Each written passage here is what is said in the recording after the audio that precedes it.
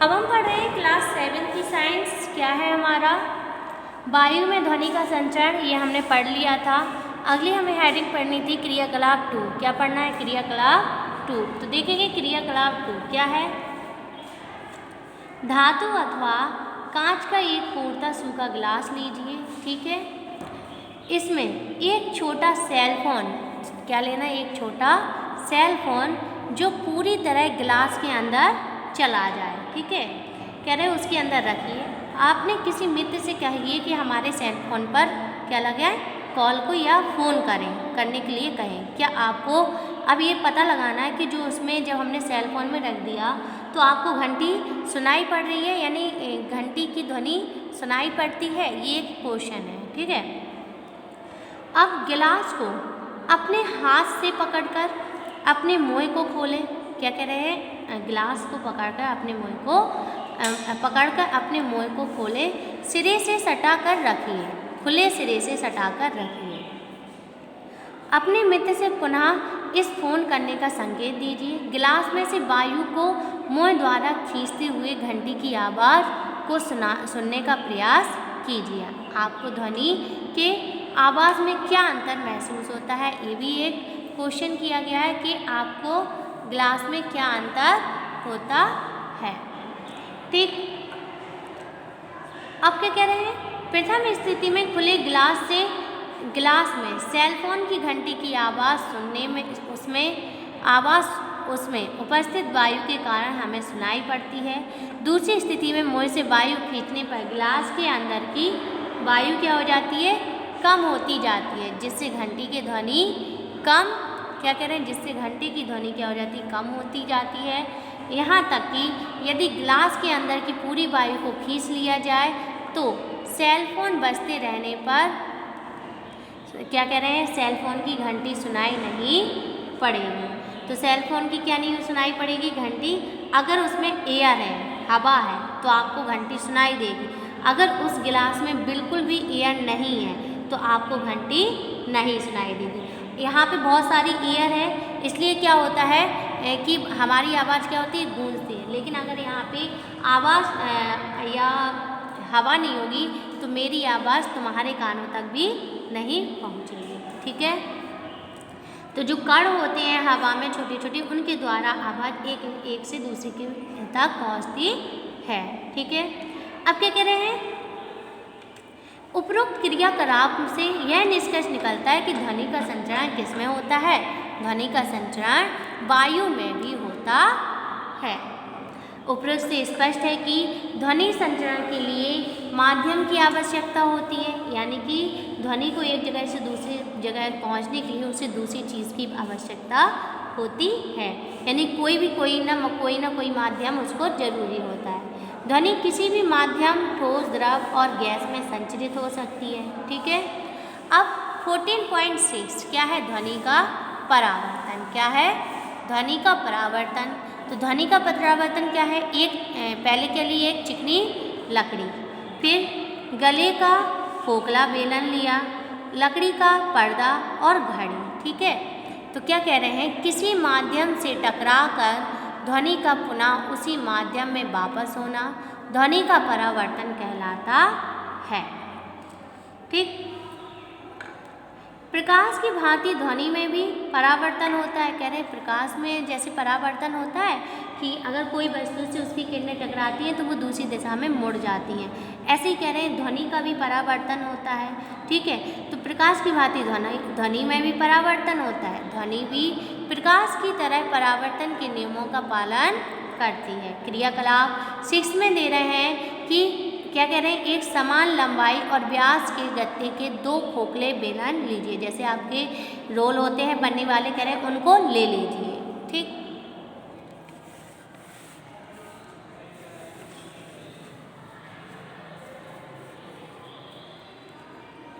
अब क्या कह रहे हैं दूसरे पॉइंट में कि लकड़ी कांच के चिकने तख्ते के सामने चित्र 14.5 के अनुसार, ये आपको जो चित्र दिया था यहाँ पे, इसके अनुसार कह रहे हैं कि 14.5 के अनुसार गत्ते के खोखले बेलनों को किसी झुकाव कोण पर रखें, ठीक है। यानी कि झुकाना है उनको रखना है। फिर दोनों बेलनों के बीच एक लकड़ी का पर्दा रखें, ठीक। फिर कह रहे हैं बेलन, पहले बेलन के सिरे पर चित्त अनुसार घड़ी रखें। एक तरफ आपने क्या रख दी, घड़ी, जिसमें से अलार्म या घड़ी जैसे उसकी सुइयाँ चलती हैं तो उसकी कुछ ना कुछ आवाज़ होती है, ठीक। तो कह रहे हैं दूसरे बेलन के खुले सिरे से घड़ी के टिक टिक की ध्वनि सुनने का प्रयास करें, और दूसरी तरफ से क्या कह रहे हैं, अपने कान को लगाएं और उससे आवाज़ सुनें।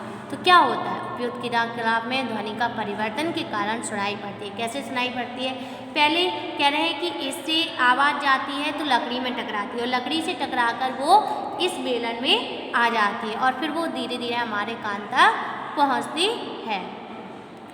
तो क्या कह रहे हैं, आपतन कोण यानी कि बेलन 1 और अविलंब 3 के बीच तथा परावर्तन कोण बेलन 2 तथा अविलंब 3 के बीच का मान बराबर होता है।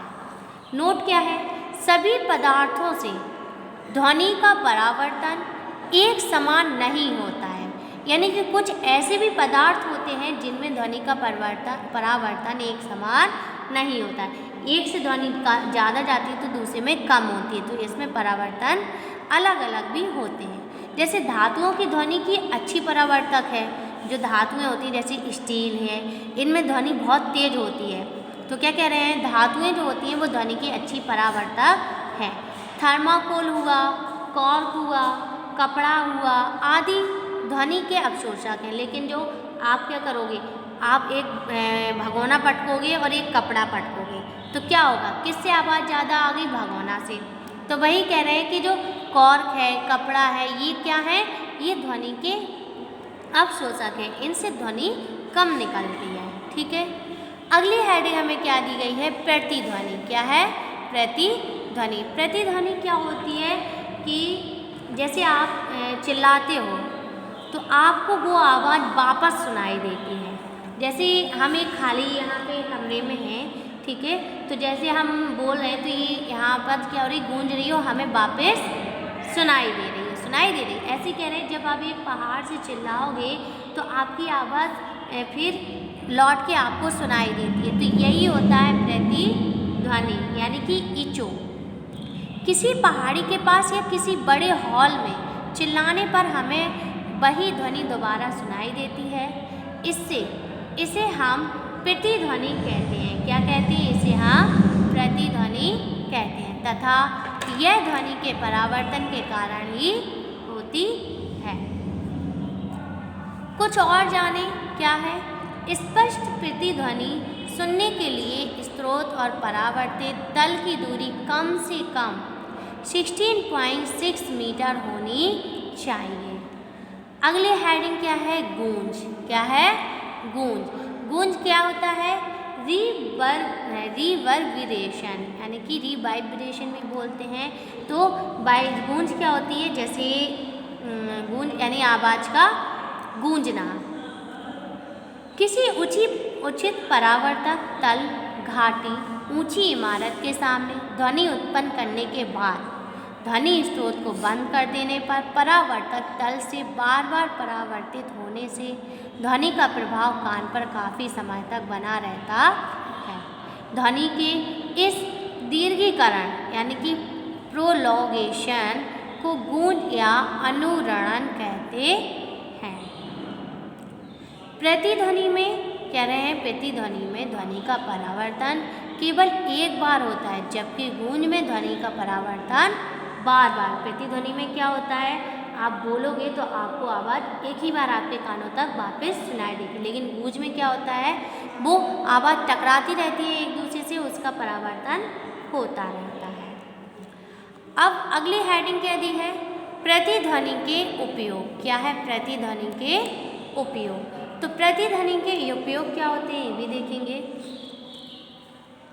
जल में, कह रहे हैं जल में स्थित वस्तुओं की गहराई ज्ञात करने में, ठीक है। दूसरी है चमगादड़ द्वारा अवशेषों से बचने में। तीसरी है कीटों द्वारा भोजन की खोज में। चौथी है समुद्र में पनडुब्बी की स्थिति ज्ञात करने में। और लास्ट क्या है, समुद्र में मछलियों के झुंड यानी शोल की स्थिति ज्ञात करने में। 14.7 में क्या कह रहे हैं, मनुष्यों द्वारा उत्पन्न ध्वनि तथा उनका श्रवण। तो क्या है देखेंगे कि मनुष्यों में ध्वनि वाक् यंत्र मतलब मुँह से यानी कि बक बक करते हैं जिससे वाक् यंत्र अथवा कंठ द्वारा उत्पन्न होती है। मनुष्य अपनी जिस ज्ञानेंद्रिय द्वारा ध्वनि को सुनता है उसे कान कहते हैं। वस्तु में कंपन द्वारा ध्वनि उत्पन्न होती है। वायु के माध्यम से कंपन द्वारा ध्वनि हमारे कानों तक पहुंचती है। तो क्या कह रहे हैं, कान के पर्दे तक पहुंचती है।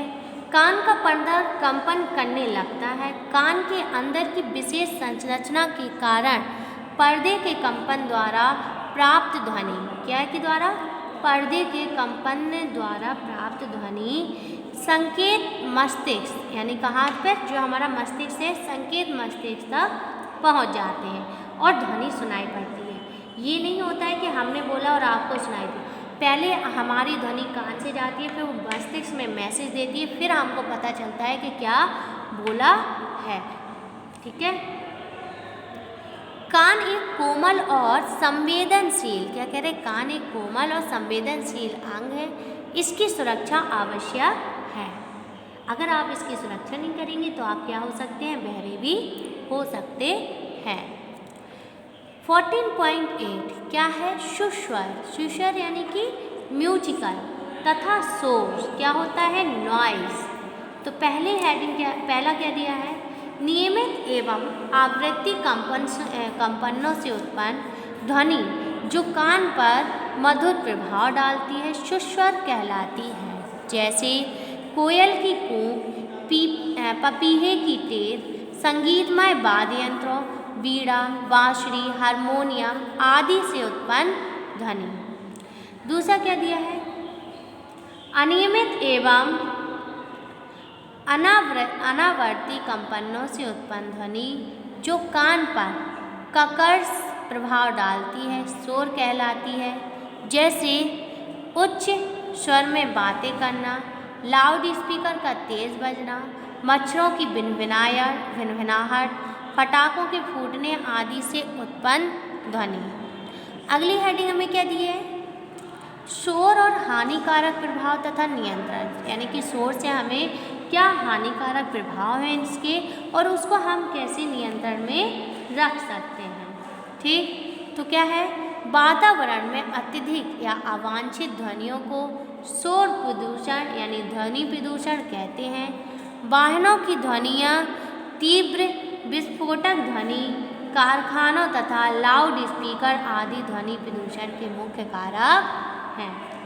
हानिकारक पोषक क्या है देखेंगे, परिवेश में शोर का स्तर लगातार उच्च बने रहने पर सुनने श्रवण की शक्ति प्रभावित होती है। इससे बहरापन हो सकता है। ध्वनि प्रदूषण के कारण हमारी दैनिक जीवन की गतिविधियां तथा सामाजिक व्यवहार प्रभावित होते हैं। शोर में रहने वाले बहुधा या असामान्य, ठीक है, असामान्य सामाजिक व्यवहार करते हैं।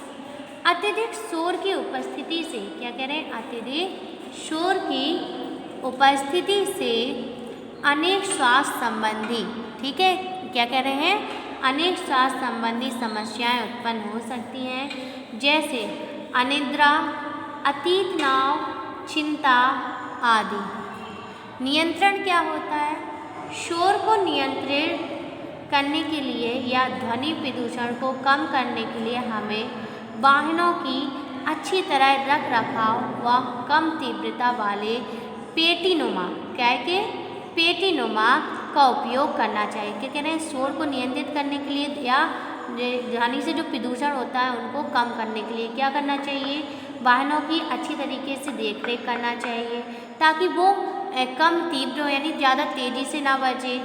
तीव्रता वाले पेटीनुमा ध्वनि यानी कि ऐसे वाहनों का इस्तेमाल करें जिनमें से आवाज़ कम आती हो। कुछ और भी जाने, ये भी देखो क्या कह रहे हैं कि ध्वनि की वायु में चाल कितनी होती है। ध्वनि की वायु में चाल 332 मीटर पर सेकंड होती है।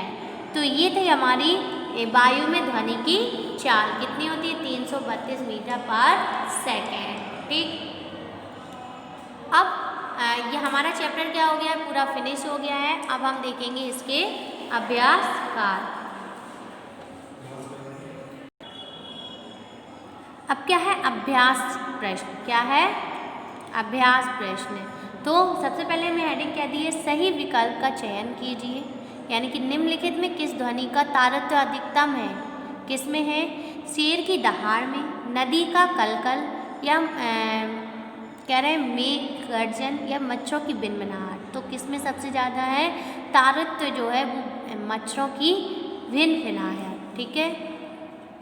खा, ऐसा पद्धति में आवृत्ति का मात्रा क्या है, हर्ट्ज।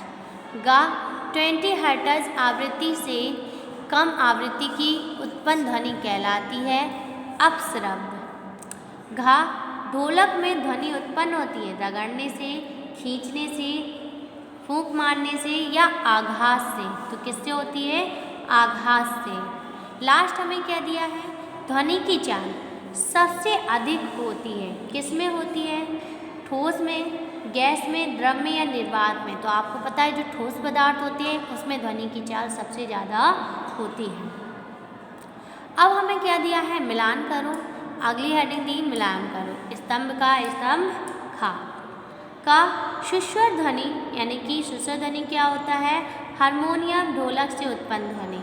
श्रव्य ध्वनि क्या होता है, मनुष्यों द्वारा सुनी जा सकने वाली ध्वनि। अपश्रव्य ध्वनि क्या होता है, भूकंप से उत्पन्न ध्वनि।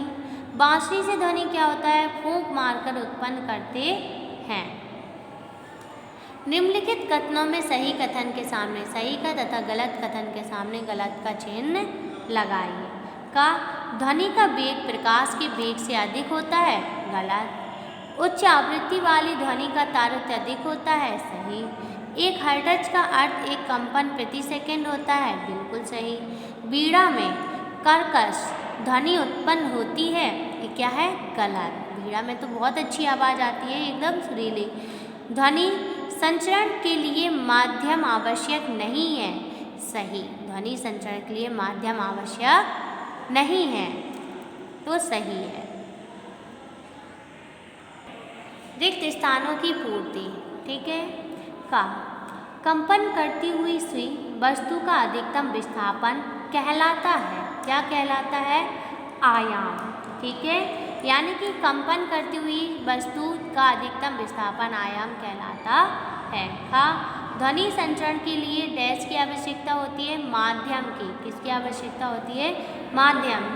कंपन करने वाली वस्तु द्वारा एक कंपन में लगे समय को उसका कहते हैं, क्या कहते हैं, आवर्त काल कहते हैं। ध्वनि की चाल में न्यूनतम होती है गैस। किसी माध्यम में निश्चित ताप पर ध्वनि की चाल होती है परावर्तित, क्या होती है, परावर्तित।